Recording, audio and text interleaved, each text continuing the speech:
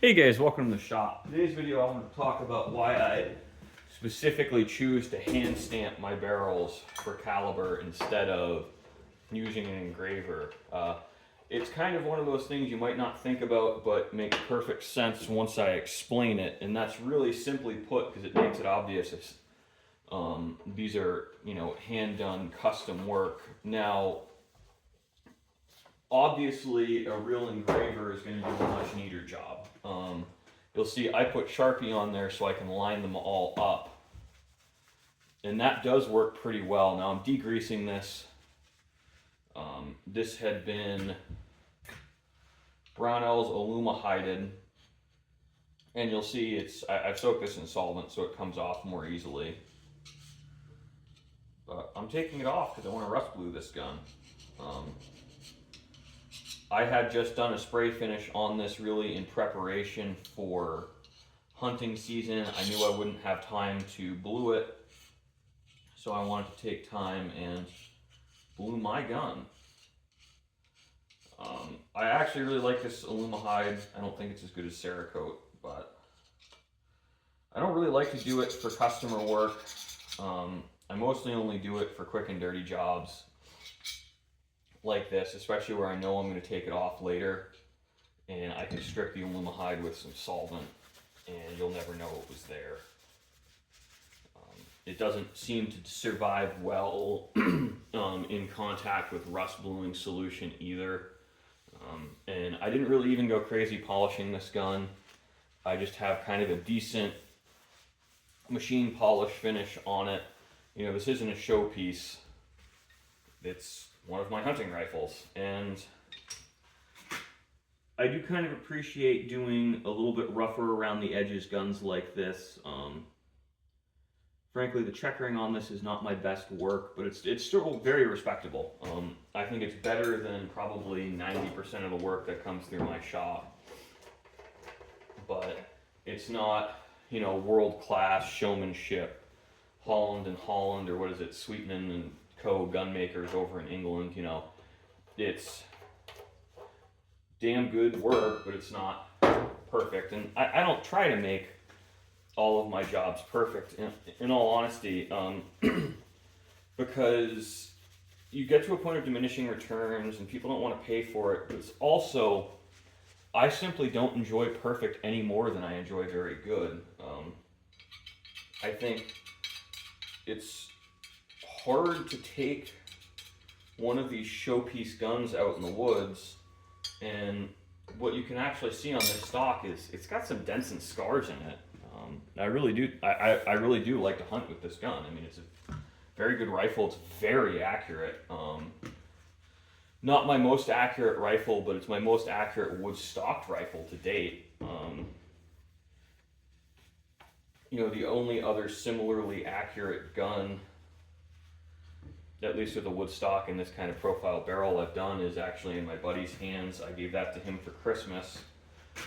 That gun is a whole long story because it was what really launched my whole custom rifle project, but the guy I did it for, who was supposed to help me promote this, never paid me for it and told me I should have been doing the gun for free and just parts cost because, he gave me all this input, blah, blah, blah, blah, blah, to help me get launched.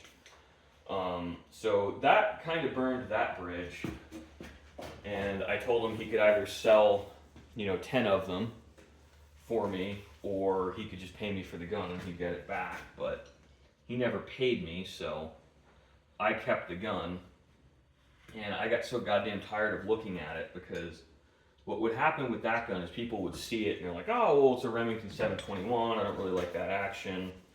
Or, oh, well, it's a 7x57, I don't like that caliber, can you make me one like it, but different? And I'm like, all right, cool. So, I made my money in the end, but I'm still pretty pissed that someone who claims to be your friend would try and play that game with you. So, just because I was so pissed off at the damn gun, I just gave it to a friend who's going to enjoy it. Now I don't hate looking at it because there was a happy ending.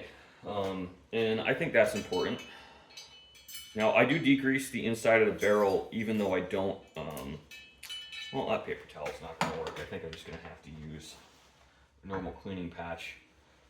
You'll see I'm handling this with gloves, and I'm going to actually have to degrease this again.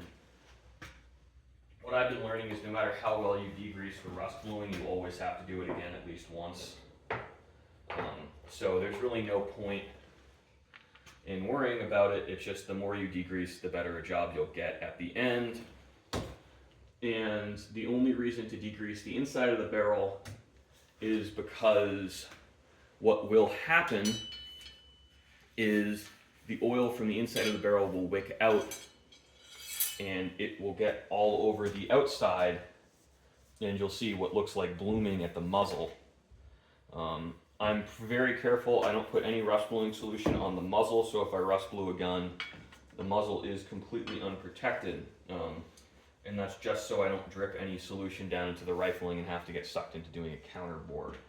But kind of back to the hand craftsmanship thing, I really think it's important on these bespoke, more or less handmade guns that you make, they're obviously handmade.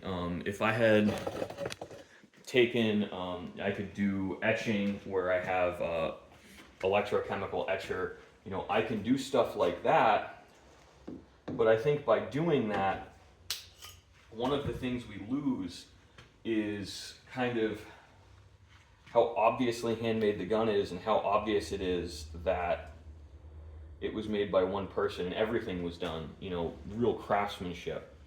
And I think just stamping the barrel is my way of deliberately introducing imperfections that, you know, factory guns and mass market guns, they just don't do that at all. So without really even knowing about kind of the quality of work or anything else, you can tell, oh wow, this is a really handmade gun. And I like that, and I think that's important to differentiate it. And it makes the gun mine, because now my handwriting is literally on it.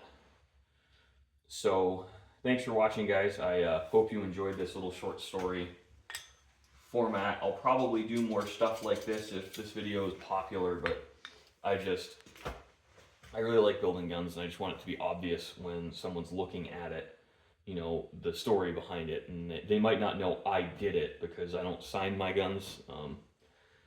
I don't think really I have the brand cachet for that to matter at all. So at most I'll stamp something under the butt plate, or it'll obviously be in the work order. You know, I might, if I ever get around to it, start chemically etching the top of barrels on some of the bigger custom stuff I do. But I'm still going to hand stamp calibers because I like doing it that way. I've always done it that way. Almost every shop I've ever worked at or dealt with does it that way. And I think it's one of the real traditional things I want to keep going and kind of make that one of the signs that I did the work on the gun, is just that it's got hand stamped calibers.